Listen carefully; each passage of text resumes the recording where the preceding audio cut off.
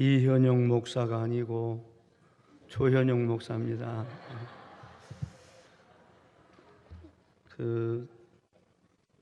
또 저를 아시는 분 아실 것입니다만 제가 몇 년 전에 재혼을 했습니다. 새로 만난 아내가 교회에서 신방 전도사를 20년 넘게 했던 분입니다. 제가 많이 고민하며 기도했더니 제 아내가 왜 그러십니까? 복음교회를 간다고 해가지고 참 내가 고민이 많다.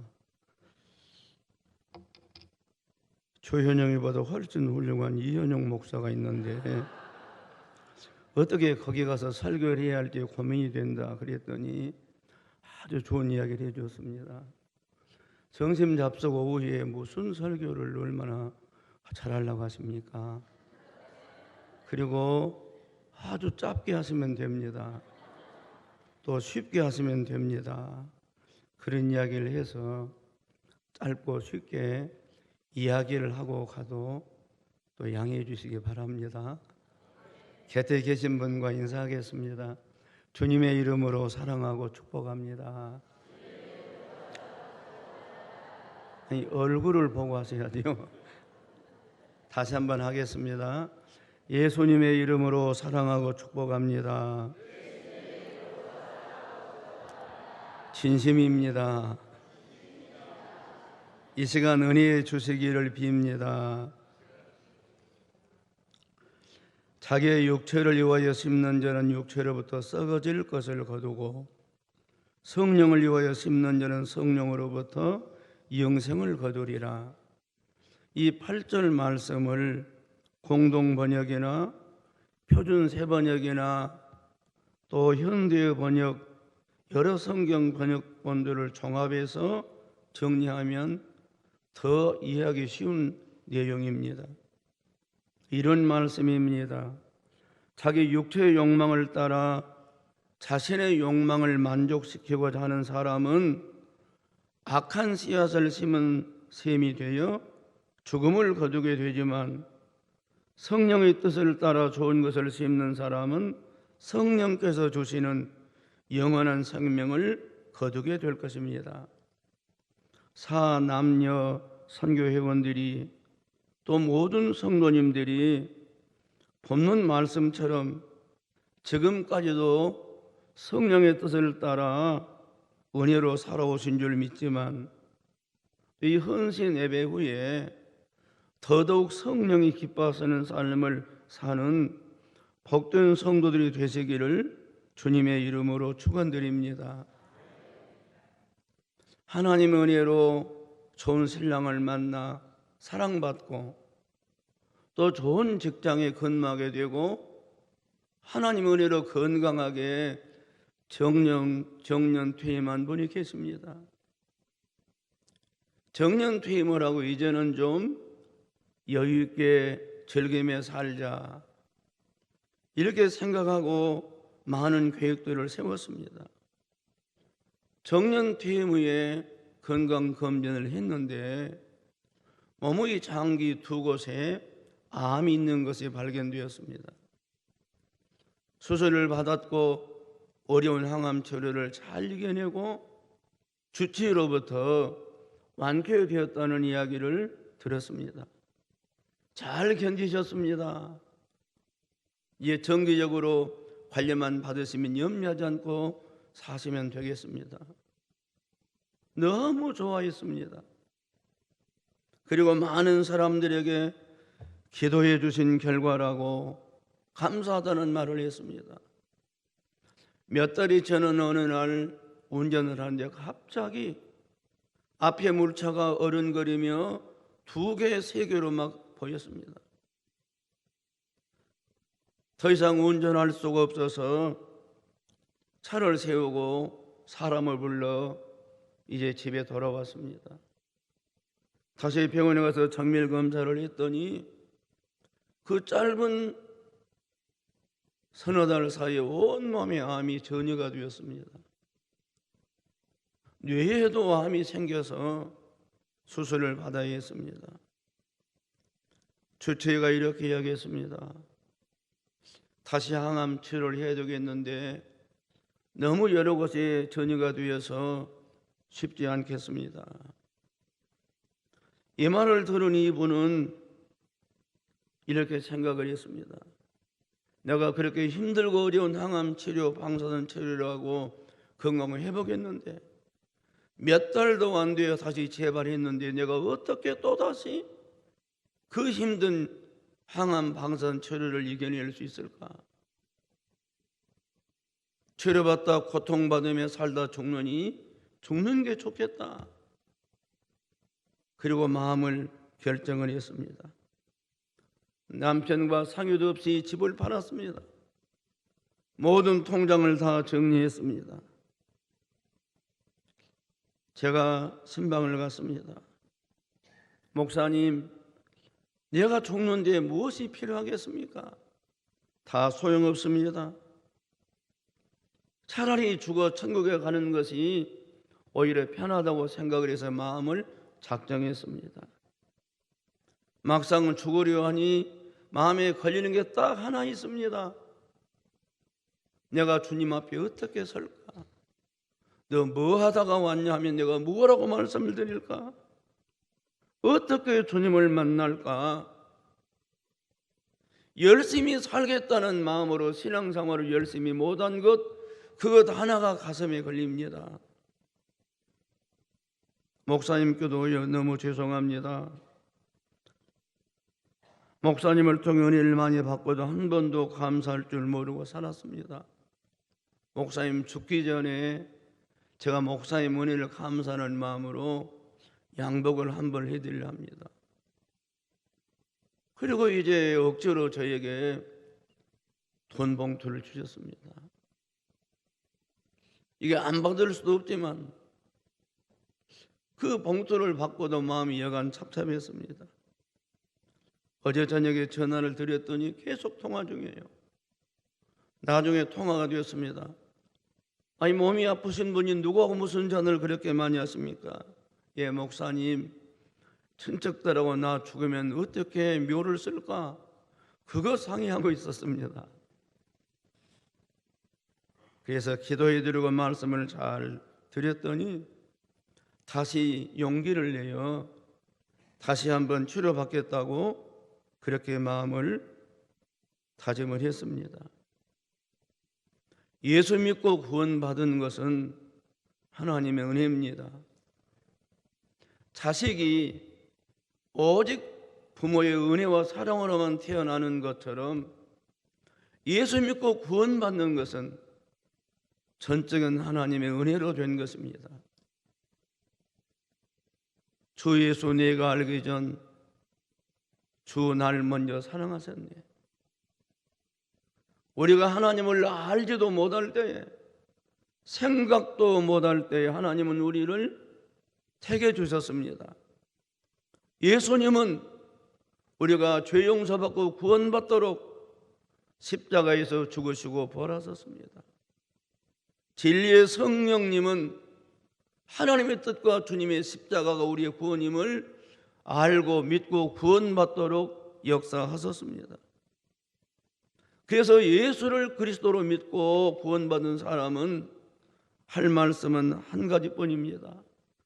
나의 나된 모든 것은 오직 하나님의 은혜입니다. 은혜로 구원받았기 때문에 은혜 받은 사람답게 살아야 하고 내 몸과 마음을 늘 주를 위해 드려야 합니다. 성경의 표현을 인용하면 우리가 살아도 주를 위해 살고 죽어도 주를 위해 죽는, 우리는 사나 죽으나 주의 것이다. 먹든지 마시든지 살든지 죽든지 무엇을 하든지 주님 영광 위에 살아야 할 사람들인 것입니다. 그래서 믿지 않는 사람과 구별을 여겨 사는 것입니다. 은혜로 구원받았기 때문에 남다르게 사는 것입니다. 대단히 좀 송구스럽습니다만 저의 딸들이 저에게 비싼 볼펜을 사주었습니다. 100만 원이 훨씬 넘는 좋은 볼펜입니다. 설교를 준비할 때 잘 쓰십시오. 저의 딸도 목사입니다. 제가 지금 이 포켓에 있는 볼펜은 볼펜 하나가 100만 원이 넘는 것이니 이거 잃어버리면 아깝지 않습니까? 그래서 종종 이렇게 봅니다. 여기에 계시는가?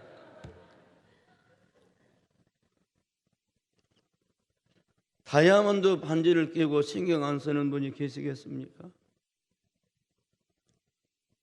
이런 것과 비교할 수 없는 영원한 생명을 주셨는데, 그래서 은혜 받은 사람답게 살아야 하는 것입니다. 사람들은 믿든 안 믿든 알든 모르든 우리 인생의 모든 삶은 농부의 비유를 말씀드리면 심고 거두는 것입니다. 생각하는 것도, 마음 쓰는 것도, 양심 쓰는 것도, 말하고 사는 것도, 움직이는 모든 것들이 다 사실은 심고 거두는 것과 같습니다. 말 한마디가 사람을 행복하게도 하고 불행하게도 합니다. 우리의 마음이 어떤 생각을 하느냐에 따라 우리의 삶이 달라지기도 하는 것입니다. 결국 사람은 살아가는 모든 삶이 심고 거두는 것과 같은데 그게 두 가지입니다. 오늘 본문 말씀처럼 육체의 욕망을 따라 악한 욕망을 만족시키려고 하는 삶인가, 아니면 성령님의 뜻을 따라 좋은 것을 심는 사람인가.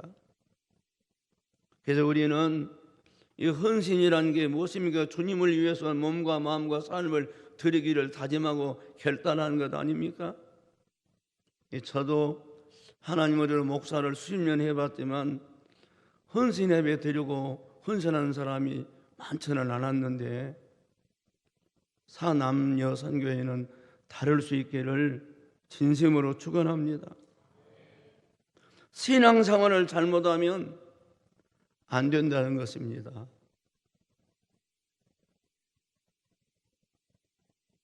무엇을 심든지 그대로 거두는 것을 믿는다면 신앙생활을 잘해야 한다고 생각합니다. 내가 어떻게 신앙생활하고 사는가에 따라 나 자신, 내 가족, 자자, 손손, 이웃들에게까지 좋은 영향이나 나쁜 영향이 미칠 수밖에 없는 것입니다. 어느 읍에서 큰 가구상을 했던 집사님이 계십니다. 그분이 출석하던 교회에 성전을 건축합니다. 얼마나 잔소리를 많이 하셨던지, 얼마나 목사님은 힘들게 했던지. 나중에 예배당을 건축하고 난 다음에 그분의 가게가 안 되어서 가게를 정리하고 이사를 했습니다. 그리고 얼마의 세월이 지난 다음에 이상하게도 몸이 무기력해졌습니다. 무기력증에 걸린 것입니다. 아무리 검사해도 원인을 찾을 수가 없었습니다. 서울대학교 병원에서 이렇게 나왔습니다. 원인 불명의 무기력증. 그런데 이것이 지속되다 보니 매사에 의욕이 없고 밥맛이 없고 운동도 하기 싫고 원인 불명의 무기력증에 걸렸는데 나중에는 정신의 이상이 왔습니다. 온 몸이 안 아픈 곳이 없습니다. 어느 날 제가 그분을 만나 물었습니다. 어디가 아프십니까? 목사님, 그렇게 묻지 마시고 이렇게 물어주세요. 안 아픈 데가 어디십니까?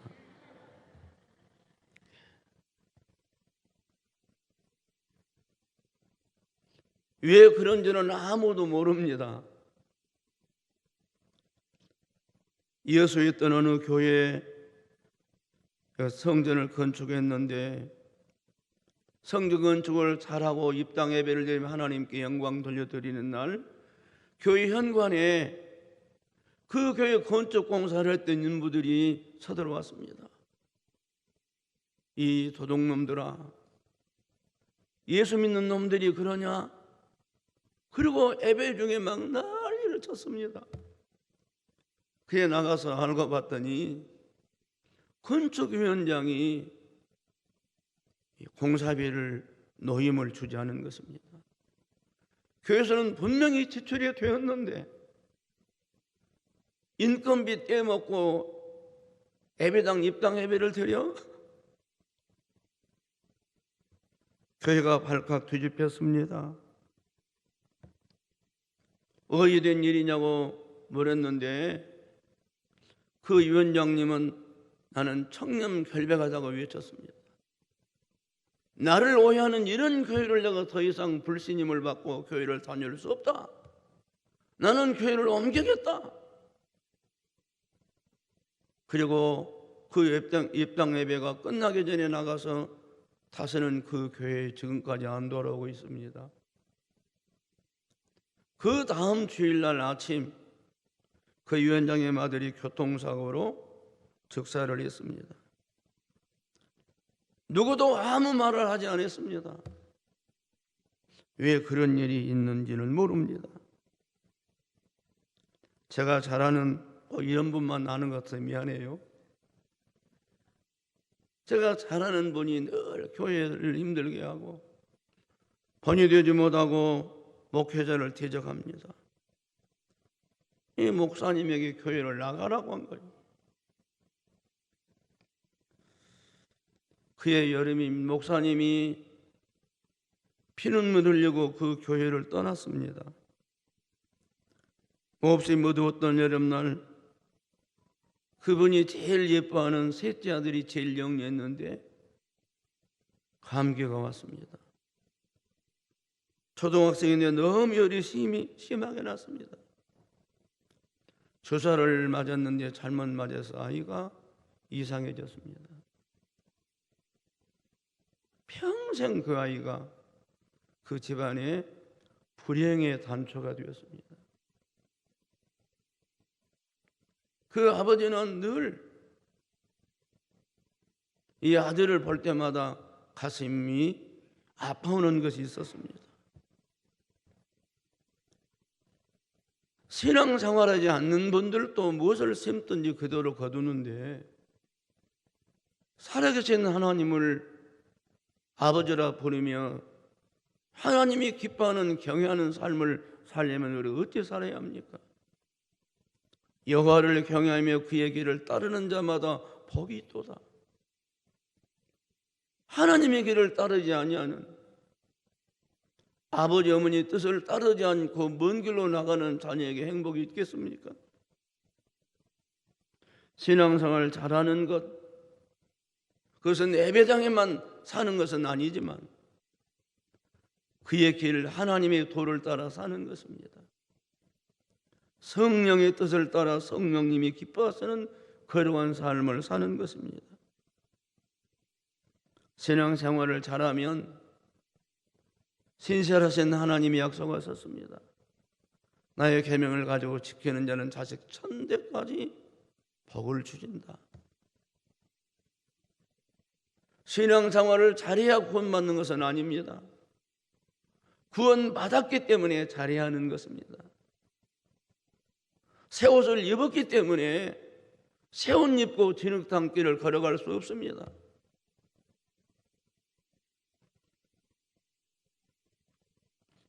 여러분 중에서도 제가 이름을 밝히면 아실 분이 많을 것입니다. 저희 교회 김희성 권사님이라는 분이 계시는데 그 남편이 이해공장 상고 밑에 있는 한상빈 옛날 유효과 병원의 원장이십니다. 이분이 제가 교회를 개척 얼마 후에 저희 교회에 출석했습니다. 근데 그 시어머님이 불교에 열심히 완고한 분이십니다. 얼마나 열심히든지 자기 그 시어머님 방에 불상을 모시고 날마다 전심전력 불경을 쓰는 것입니다. 예, 남편 없이 이렇게 이 아들을 기르고 의사를 만드신 분이고 또 그 원장님은 그 어머니의 은혜를 못 잊고 잘 순종하는 훌륭한 분입니다. 시어머니가 집안에 불상을 모시고 불경을 쓰는데 며느리가 교회를 다니니 얼마나 싫겠습니까? 참 어려움이 많았습니다. 그래도 열심히 은혜로 살고 새벽마다 눈물 뿌리며 기도하고,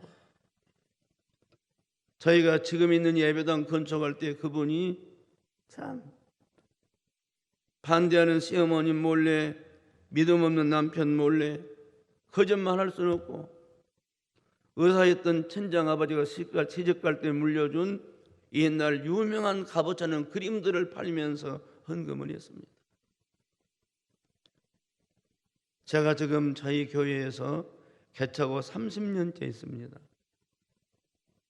제가 주례했던 분들의 아들, 딸들이 자라서 30살이 된 사람도 있습니다. 그래서 제가 그분들의 삶을 쭉 30년 정도 지켜봤습니다. 하나님은 살아계십니다. 신실하십니다. 무엇을 심든지 그대로 거두게 하시는 분이십니다. 그렇게 힘들고 어려웠지만 낙심하지 않고 기도하고 전도했습니다. 그 시어머님이 교회에 나오셨습니다. 세례를 받았습니다. 세상을 뜨시면서 기독교 장례를 원했습니다. 그 남편 한상면 원장님 저희 교회 집사님 되었습니다. 아들과 딸이 의사되고 사유가 의사되고 큰딸 큰아들 사유가 잘 되었습니다. 제가 아는 분이 결혼했는데 참 어렵게 살았습니다. 아들 하나를 낳았는데 얼마나 어려웠던지 아이에게 우유를 사서 먹일 수가 없었습니다. 이렇게 이야기하면 안 졸리시죠?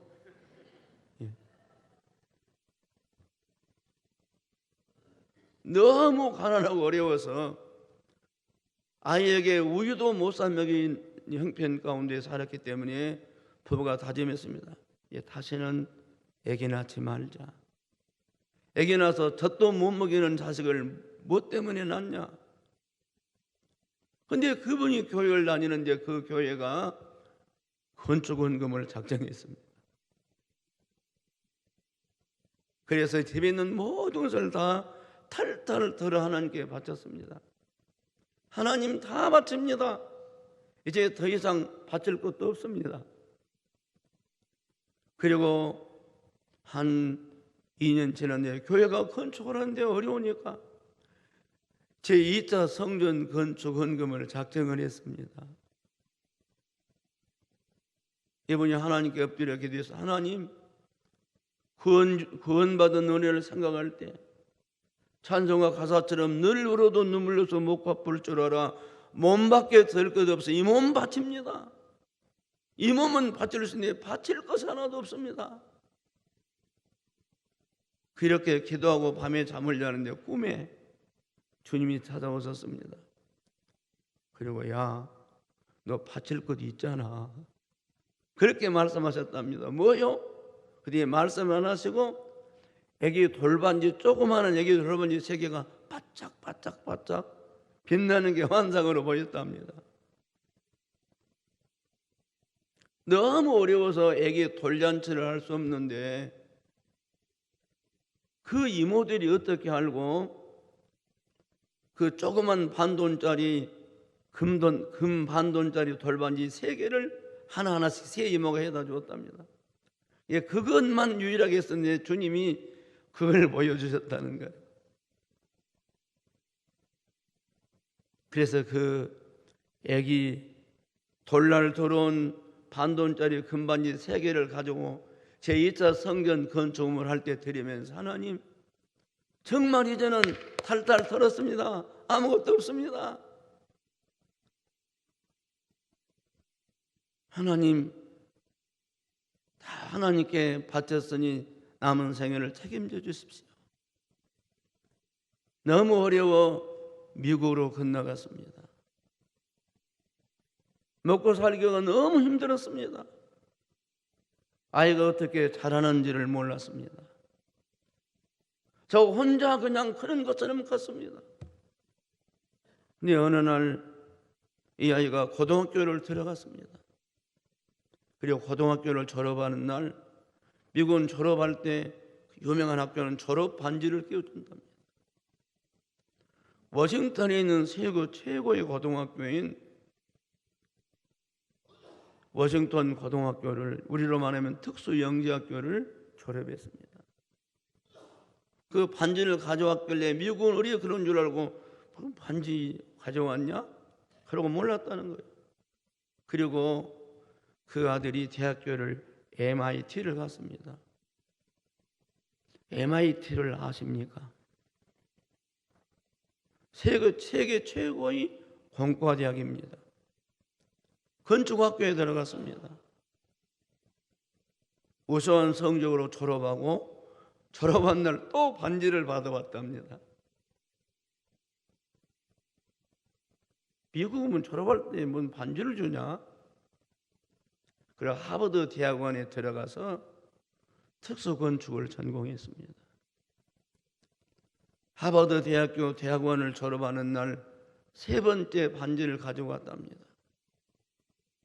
세 번째 반지를 딱 받는 순간 아버지에게 주의 음성이 들려왔습니다. 반지 다 갚아줬다?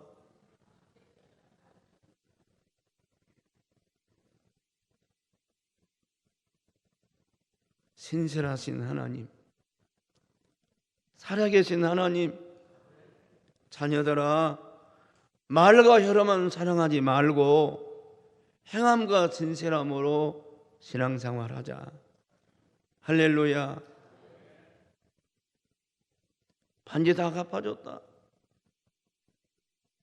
그렇게 힘든 이민생활, 정말 언제 자식을 돌아볼 틈이 없었는데 하나님 은혜로 건강하게 잘 자라 최고의 고등학교, 대학교, 대학원을 졸업하고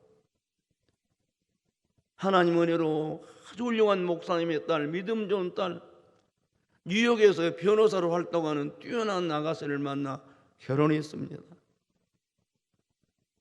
신앙생활을 너무 잘하고 지금 중국의 황하댐을 맡고 있는 거기 현장에 최고위급 직원으로 나가 있습니다. 그 아버지가 지난 5월 달에 목포에 와서 저를 만났습니다. 그리고 이렇게 말했습니다. 나는 하나님을 알지도 못했는데, 나는 생각도 못했는데 하나님이 이렇게 놀라운 은혜를 주셨다. 항상 감사하고 살아가기를 주님의 이름으로 축원합니다. 남편과 이혼한 초등학교 여선생님이 저희 교회를 다녔습니다. 이혼하고 얼마나 스트레스를 많이 받았던지 유방암이 왔습니다. 하나님의 은혜를 주셨는 이분이 명퇴를 신청했습니다. 허락을 받고 명퇴가 되는 날 명예퇴직금 받았습니다. 그날이 금요일이었는데 금요일 날 오후 2시에 저를 찾아왔습니다. 목사님, 제가 이렇게 유방암 이제 되어서 명퇴했는데 오늘 퇴직금 나오고 다 돈 나왔습니다. 11조를 가져왔습니다. 11조가 3천만 원이었습니다. 하나님 은혜 감사합니다. 감사금 500만 원을 가져왔습니다. 그리고 유방암 수술을 받았습니다. 지금 건강의 은혜로 살고 있습니다. 감사한 것입니다. 성령이 감동하시는 뜻을 따라 살아야 합니다. 하나님, 성령의 뜻대로 살 기회를 놓치지 않게 해주십시오. 주를 위해 살 수 있을 때 기회를 잃지 않게 해주십시오. 은혜 주셨을 때에 섬길 수 있을 만한 때에 내 몸과 삶을 주를 위해 드리며 살게 해 주십시오.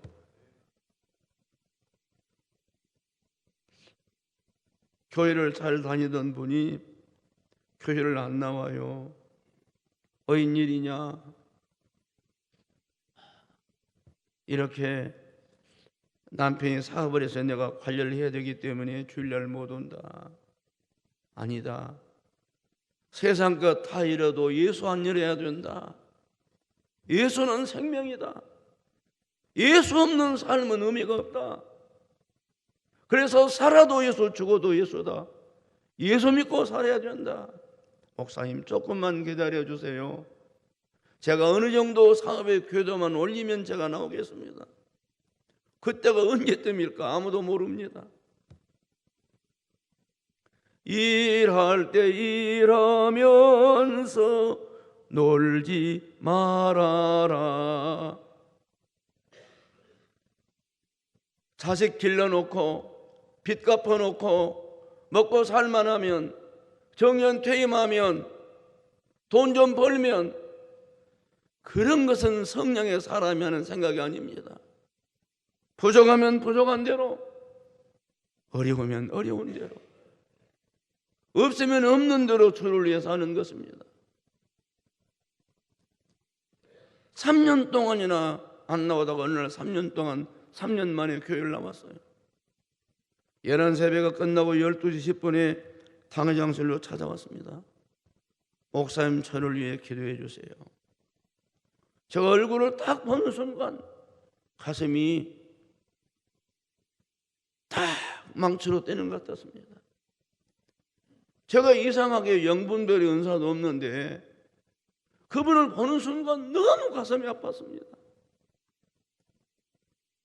저를 위해 한 수 기도해 주세요.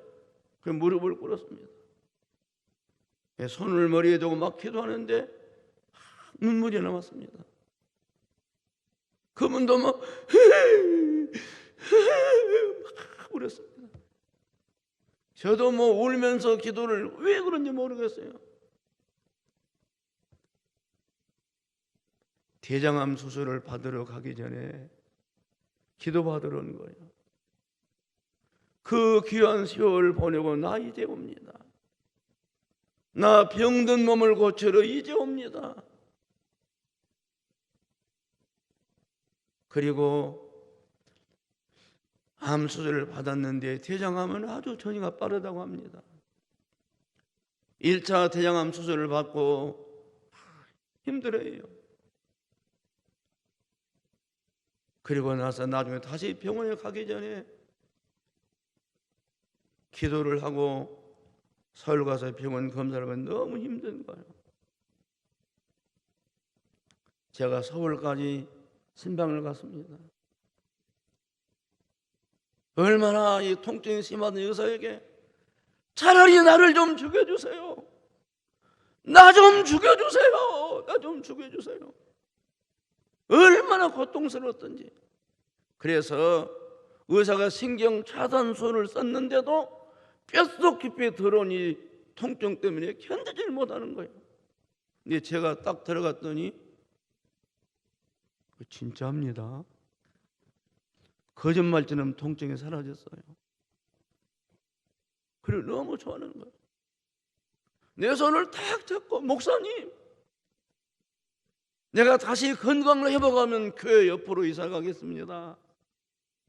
그리고 날마다 새벽기도 다니고 날마다 예배당 청소하고 목사님 병들 어려운 사람 신방 가면 내가 목사님과 신방 다니겠습니다. 그렇게 저를 잡고 울부짖는데 제 마음이 너무 감동이 안 되는 거예요. 마음에 와닿지 않는 거예요. 그리고 어떤 생각이 드냐면 뉘우치며 울어도 때는 늦으리, 그 생각이 드는 거예요. 내가 그 사람 좋게 하기 위해서 거짓말할 수는 없잖아요. 그렇게 할 것입니다. 그렇게 할 줄로 믿습니다. 믿으세요. 이런 말을 할 수가 없는 거예요. 내 마음에 어떤 생각이 드냐면 하나님이 은혜의 때를 거두신 것 같다, 그 생각만 드는 거예요. 어떻게 목사가 신방 가서 거짓말 합니까? 그렇다고 안 될 것 같으면 이런 말도 못 하잖아요. 그냥 아무 말도 못 하고 있는데 한참을 그렇게 하다가 나중에 그분도 그런 같은 생각이 들었나 봐요. 목사님, 만약 내가 죽거들랑 목사님이 내 장례를 치러주세요. 근데 그때는 제가 도만 않고 내가 최선을 다해서 장례를 치러드리려 합니다. 그 말하고 내려왔습니다. 일주일 뒤에 돌아가셨습니다. 제가 약속한 대로 최선을 다해 장례를 치러드렸습니다. 지금도 간혹 제가 신방을 가는 길에 그분의 무덤 앞을 지나갑니다. 그때마다 그분이 제 손을 잡고 그렇게 울부짖으면서 했던 말이 생각납니다. 살려만 주시면 교회 옆으로 이사 가겠습니다. 살려만 주시면 새벽 기도하고 예배당 청소하고 주일을 하겠습니다. 언제까지나 우리에게 때가 있는 것이 아닙니다. 어리석은 자는 나중을 말합니다. 은혜 받은 사람, 복 받을 사람은 일할 때 일하면서 무슨 일하든지 마음을 다해 주님께 하는 것처럼 하고 최선을 다하는 것입니다.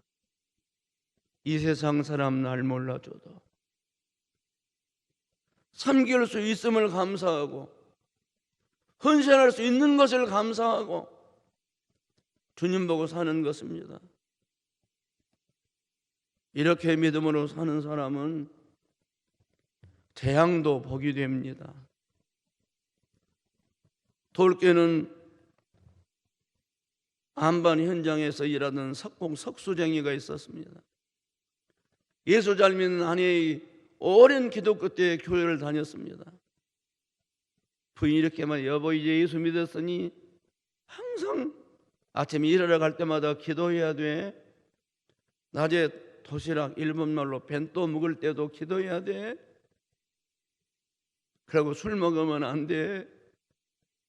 하나님이 은혜를 주셔서 이분이 그 돌 깨는 석수쟁이들 일하는 현장에 가서 이제 일꾼들이 모여서 정신에 밥을 먹으면 도시락을 놓고 기도하면 장난하면서 도시락을 가져가는 거예요. 누가 네 도시락 가져갈게 한번 맡아봐라. 하나님은 누가 가져갔니 가르쳐주도 않냐? 그 나중에는 하도 곁에 있는 사람들이 장난이니까 정신 먹을 때는 딱 도시락을 손에 딱 들고 하나님 아버지 정신 먹어서 가면 기도하는 거예요. 어느 날 갑자기 누가 와서 도시락을 확 낚아채는 거예요. 그게 막 눈을 뜨는 순간 하하하하 하고 막 사람들이 웃었습니다. 눈을 떠봤더니 큰 똥개 한 마리가 누렁이가 와서 그 도시락을 냄새나니까 물어갔던 거예요. 네가 하나님은 도시락도 못 지켜주냐? 얼마나 창피하겠어요? 저 개. 그러고 화가 나서 저 개 그러고 막 돌을 들고 쫓아간대. 이게 잡힐 듯 도망가는 거예요. 사람들 뒤에서 죽었다고 웃는 거예요. 그때 으르렁 하는 소리가 들렸습니다. 작아받은 그 큰 돌무더기가 무너졌습니다. 너가 하나님은 걔한테서 도시락도 못 지켜주냐? 비웃고 조용했던 사람들은 그 낙석에 죽은 사람, 다친 사람이 나왔습니다. 누가 알겠습니까? 노령이를 통해서도 감사하는 사람을 구원해 주시는 것을. 여러분, 하나님께 감사하고 구원받은 은혜를 감사하고 저를 위해서 최선을 다하고 살아야 됩니다. 왜 그럴까요? 내일 일을 알 수 없는 인생이기 때문입니다. 우리 인생의 주관자는 내가 아닙니다. 사람의 마음으로 자기의 길을 계획할지라도 그의 걸음을 주관하신 분은 하나님이시기 때문입니다. 마음의 경영은 사람에게 있어도 말의 응답은 여호와께로 말미암습니다. 여러분, 신앙생활을 이 말장난이나 이론으로 하시면 아무 능력이 없습니다. 좀 여람되지만 여러분께 여쭤보고 싶습니다. 여러분, 하나님의 살아계심을 진짜로 믿으십니까? 진짜로 믿으세요? 오늘 밤 죽어도 천국으로 인도하실 것입니다. 그리고 우리가 무엇을 하든지 주를 위해 산 것들은 헛되지 않을 것입니다. 나를 대속하신 예수께 내 생명 모두 드리니 늘 진실하게 하소서. 내 구주 예수야, 나 구주 위에 살리라. 내 기쁨 한량 없으리. 이 찬송가 321장 가사처럼 성령으로 심고 주의 영광을 위해서 살아가는 복된 4남녀 선교회원들, 모든 교우들 되시기를 주님의 이름으로 축원합니다. 하나님 아버지, 오늘 헌신 예배 드리는 4남녀 선교회원들 뿐만 아니라 모든 교우들이 주님 영광 위에 살게 하시고 성령의 감동과 인도하심을 따라 주의 뜻대로 살도록 은혜를 더해 주시고 주님 앞에 서는 날 잘했다 칭찬 듣고 상 받게 하옵소서. 예수님 이름으로 기도하옵나이다. 아멘.